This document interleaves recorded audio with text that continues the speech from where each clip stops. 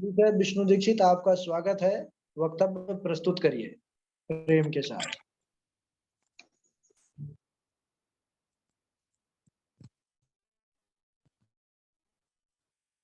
जी गुरुजी। अस्मद्गुरुभ्यो नमः। अस्मद् परम गुरुभ्यो नमः।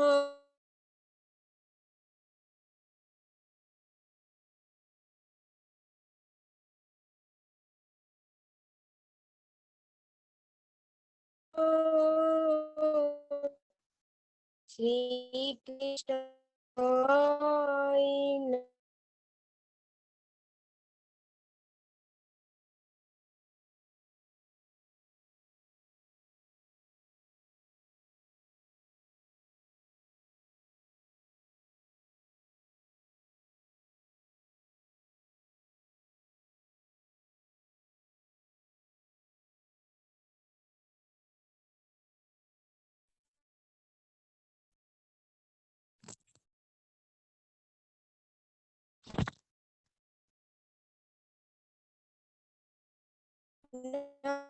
नारायणं नमस्कृत्य नरं चैव नरोत्तमं देवीं सरस्वतीं व्यासं ततो जयमुदीरये।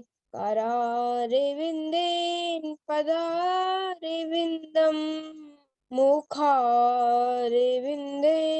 विनिवेशयन्तं बाटाशे बालं मुकुन्दं मनिषायिष्मामि।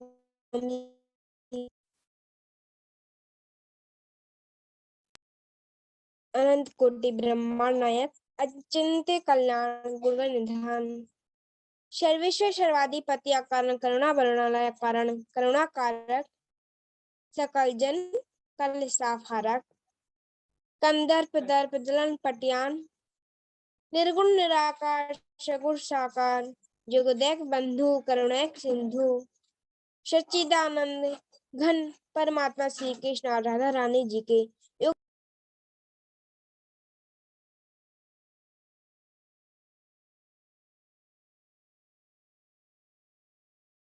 मैं सब जग जानी करहूँ प्रणामी जोरी जुग पानी। आइए हम छोटा सा भजन गाकर मन वाणी को शुद्ध करते हैं।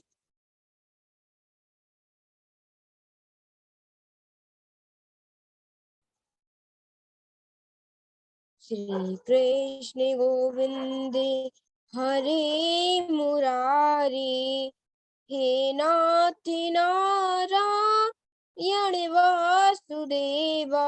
श्री कृष्ण गोविंद हरे मुरारी हे नाथ नारायण वासुदेवा। श्री कृष्ण गोविंद हरे मुरारी हे नाथ नारायण वासुदेवा। श्री कृष्ण गोविंद हरे मुरारी हे नाथ नारायण वासुदेवा। हे नाथ नारायण वासुदेवा। श्री कृष्ण गोविंद हरे मुरारी हे नाथ नारायण वासुदेवा। श्री कृष्ण गोविंद हरे मुरारी हे नाथ नारायण वासुदेवा। आइए हम अपने प्रश्न की ओर चलते हैं। तो श्री सुखदेव जी परीक्षित को कथा सुनाते हैं। परीक्षित को श्राप लगा हुआ था, तो भगवान श्री सुखदेव जी परीक्षित को कथा सुना रहे हैं। तो श्री सुखदेव जी कहते हैं परीक्षित से कि अथे किदाद्वारवत्यां बसतो राम कृष्णयोः सूर्यो परागः सुमहानासीत् कल्पच्छै यथा। एक बार सर्वराज सूर्य ग्रहण लगा तो सभी द्वारकावासी शमंत नामक तीर्थ में गए और उधर ही गोपियों और नंद बाबा, यशोदा मैया आदि वृंदावन से सभी लोग जाते हैं, वहां पर स्नान करते हैं। और तब नंद बाबा को यह पता चलता है कि भगवान श्री कृष्ण और बलराम जी यहाँ शमंत नामक तीर्थ में आए हैं, वो भी आए हैं। तो नंद बाबा भगवान श्री कृष्ण से मिलने चले जाते हैं। तो जब नंद बाबा वसुदेव जी को देखते हैं तो उन्हें गले से लगा लेते हैं और भगवान श्री कृष्ण बलराम जी मैया के पास आते हैं, मैया को गले से लगा लेते हैं। मैया उन्हें प्रेम के कारण भगवान श्री कृष्ण को गोद में ले लेती हैं और उनके प्रेम के कारण उनकी आंखों से आंसू प्रभावित होने लगते हैं। तो माता देवकी और रोहिणी ने मैया यशोदा का अभिवादन किया और द्वार पर खड़ी बाहर गोपियों भगवान श्री कृष्ण की प्रतीक्षा कर रही थी। तो इंतजार कर रही थी कब भगवान श्री कृष्ण आए, हम उनका कब दर्शन करें। तो जैसे ही भगवान श्री कृष्ण आते हैं तो गोपियां भगवान श्री कृष्ण को देखते ही उन्हें अपने मन हृदय में अंतःपुर में ले जाती हैं और भगवान श्री कृष्ण गोपियों को अंतिम उपदेश देते हैं। क्या उपदेश दिए हैं सुनिएगा। अहम हि सर्वभूतानां मादिरन्तरो अहम हि सर्वभूतानां मादिरन्तोऽन्तरं बहिः भूतिकाना यथामुखं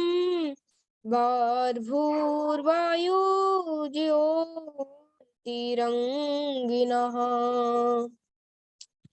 गोपियों, संसार में जितने भी पदार्थ हैं उनके आदि, अंत और मध्य में मैं ही निवास करता हूँ, मैं ही विद्वान हूँ, भगवान श्री कृष्ण कहते हैं। पर आजकल के लोग तो ये समझते ही नहीं। और मैंने सुना है कि बहुत से लोग एक प्रश्न करते हैं, ये तो मानते नहीं कि भगवान इस पृथ्वी के हर एक पदार्थ में, हर एक पदार्थ के कण में निवास करते हैं और ये कह देते हैं कि भगवान होते ही नहीं, भगवान होते ही नहीं। अगर भगवान होते हैं तो हमें दिखते क्यों नहीं, हमें उनका एहसास क्यों नहीं होता, हम भगवान को प्राप्त क्यों नहीं कर पाते, ऐसे बहुत से प्रश्न करते हैं। तो भगवान होते हैं और भगवान को कैसे प्राप्त किया जाए ये भी बता। भगवान को प्राप्त करने का एक साधन है। कौन सा साधन है? भगवान को प्राप्त करने का एक साधन है, वो साधन है भक्ति। भगवान को प्राप्त करने का साधन है भक्ति। और भक्ति कैसे प्राप्त हो, भक्ति कैसे प्राप्त हो, इसका भी कोई हल होगा। तो भक्ति प्राप्त करने के लिए हमें क्या करना पड़ेगा, हमें सत्संग करना पड़ेगा, हमें कथा सुननी पड़ेगी, हमें भागवत कथा सुननी पड़ेगी, हमें संत महात्माओं का सत्संग करना पड़ेगा, तभी तो हमारे अंदर भक्ति आएगी और भक्ति से ही भगवान की प्राप्ति होगी। और भगवान का एहसास कब होगा कि भगवान है? भगवान हमें तभी एहसास होगा, पहले तो हमारे ऊपर जिम्मेदारियों की गठरी है हमारे सिर पर। तो एक बात सुनिएगा, एक पुरुष 5 किलो की गठरी अपने सिर पर रख लेता है और भोजन करता है, तो आप ही बताइए कि उस पुरुष को उस भोजन का स्वाद मिलेगा? नहीं ना, मिलेगा पर उतना नहीं मिलेगा जितना कि वह उस गठरी को रखकर अच्छे से हाथ पैर धोकर अच्छे से उस भोजन को करे, उस जैसा स्वाद नहीं मिलेगा। इसी प्रकार हमारे ऊपर हम अपनी जिम्मेदारियों की गठरी लेकर घूमते रहते हैं और भगवान को देखते रहते हैं, और कहते हैं कि भगवान होते ही नहीं, भगवान को तो एहसास ही नहीं होगा। जब तुम इस जिम्मेदारी की गठरी को एक लगन रख दो, इस संसार को एक लगन रख दो, सारी चिंता छोड़ दो और भगवान के पास जाओ, तो तुम्हें जरूर एहसास होगा कि भगवान होते हैं। और सत्संग करो तो भक्ति प्राप्त होगी, और भक्ति करोगे तो भगवान प्राप्ति हो जाएगी। मीरा ने भी भगवान की प्राप्ति की थी। उसने सच्चाई के रास्ते पर चली तो बहुत से लोगों ने टोका। वह सच्चाई के रास्ते पड़ी तो राणा ने उसे विष दिया, उसे विष पीना पड़ा। अगर आप भी सच्चाई के रास्ते पर चलोगे और भगवान की प्राप्ति करोगे तो आपको भी विष पीना पड़ेगा। आपको भी बहुत से लोग टोकेंगे, पर आपको नहीं टुकना है, आपको नहीं रुकना है। आप अपने मन मस्ती में चले जाइए। एक छोटी सी कथा सुनाता हूँ कि एक बाप और बेटे एक गधा खरीद कर आते हैं। तो उस को गधा को ले जाते हैं, ले चलते हैं, और बाप बेटे दोनों पैदल पैदल चलते हैं। तो एक गांव पे कुछ लोगों ने कहा कि अरे देखो, ये बाप कैसा पागल है, गधा साथ में है फिर भी पैदल चल रहे हैं। तो बाप बेटे ने कहा कि बात तो सही है, तो दोनों उस गधे पर बैठ जाते हैं। फिर आगे चलते हैं, आगे चलते हैं, तो एक गांव आता है। तो कहते हैं, अरे अरे देखो कितना कलयुग आ गया, इस बेचारे गधे पर भी दो दो गधे बैठे हैं, इनको थोड़ी सी भी दया नहीं। तो आज दोनों उतर जाते हैं। तो बेटा बैठा रहता है और बाप उतर जाता है। तो आगे चलते हैं, दूसरा गांव आता है। तो कहा जाता है, कुछ लोग कहते हैं कि देखो कितना कलयुग आ गया है, बेटा गधे पर चल रहा है, बाप नीचे चल रहा है, देखो देखो कितना कलयुग आ गया है। तो बेटा उतर जाता है, बाप चढ़ बैठता है। तो बाप बाप गधे पर बैठकर चलता है, बेटा पैदल चलता है। तो आगे चलते हैं, एक गांव और आता है। तो बोला जाता है कि देखो महान कलयुग आ गया, बाप गधी पर और इस छोटे से बच्चे को पैदल चलाया जा रहा है, कितनी निर्दयी है ये बाप। तब बाप और बेटे क्या करे और फिर से उतर जाते हैं। तो इस दुनिया का काम ही है कहना,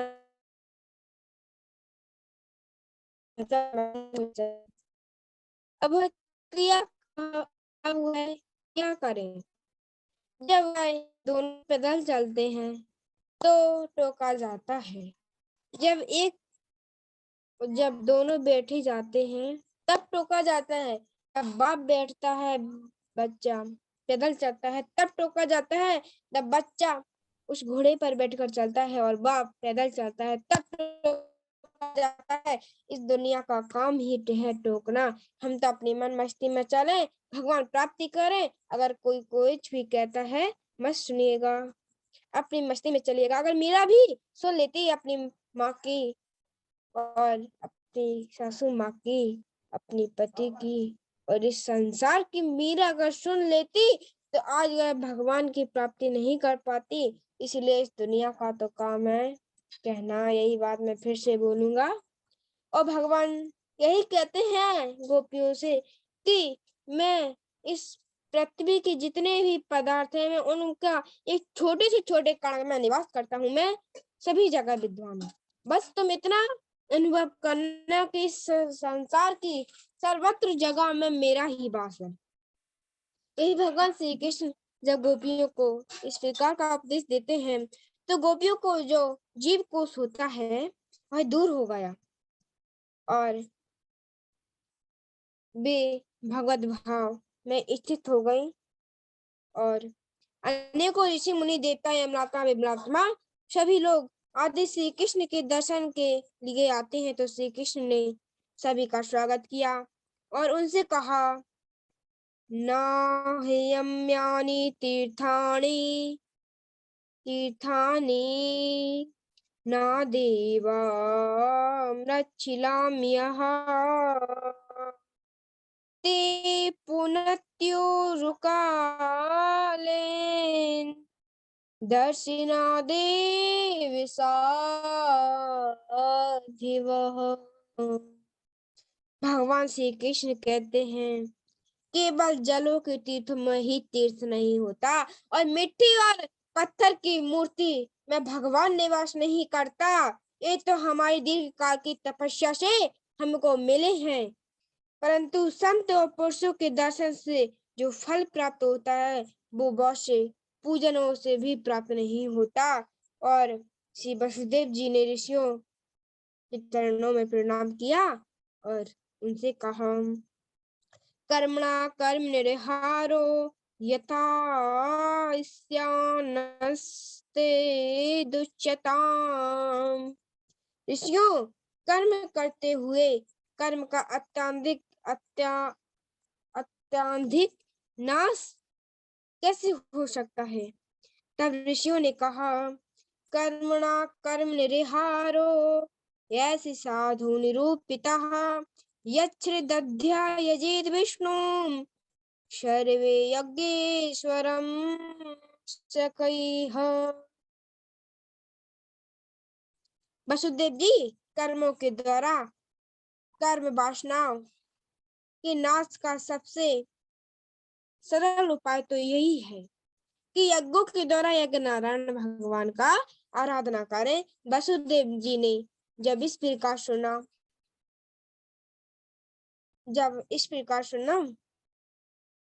वसुदेव जी ने जब इस प्रकार सुना तो वही तीर्थों में वही ब्राह्मण का वर्ण किया और यज्ञ प्रारंभ कर दिया। यज्ञ की पूर्णाहुति के पश्चात ब्राह्मणों को वर्षा दान दिया, वर्षी दान दक्षिणा दी, प्रदान की और सभी को विदा किया। नंद बाबा और वसुदेव जी और श्री कृष्ण की प्रसन्नता के लिए कुछ दिन और वहीं रुक गए और फिर वृंदावन की यात्रा की। वसुदेव जी आदि यदुवंशी भी पुनः द्वारका लौट आए और एक दिन श्री कृष्ण और बलराम जी माता देवकी और वसुदेव जी को प्रणाम किया।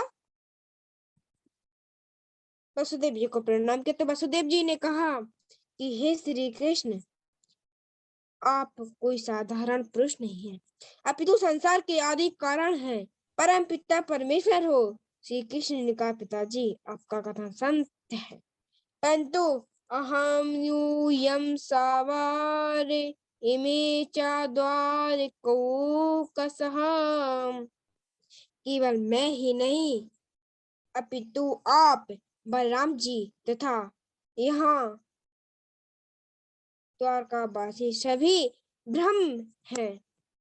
श्री कृष्ण ने जब इस प्रकार का उपदेश दिया तो वसुदेव जी को ननाते बुद्धि नष्ट हो गई। माता देवकी कहती हैं, अगर आप भगवान हैं तो आप मेरे मरे हुए पुत्र को वापस क्यों नहीं लाते? तो भगवान श्री कृष्ण और बलराम जी यह सुनते ही सुतल लोग जाते हैं और वहां से देवकी के पुत्रों को ले आते हैं। उन पुत्रों से भगवान पुत्रों को लाते हैं, उन पुत्रों से भगवान के अशिष्ट दुग्ध का सेवन कराते हैं उन्हें और सब में ज्ञान की प्राप्ति करते हैं।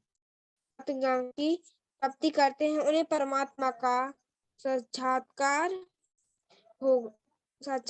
हो गया। वही अपने माता पिता को प्रणाम करते हैं, श्री कृष्ण जी को प्रणाम करते हैं, बलराम जी को प्रणाम करते हैं और पुनः देवलोक को चले जाते हैं।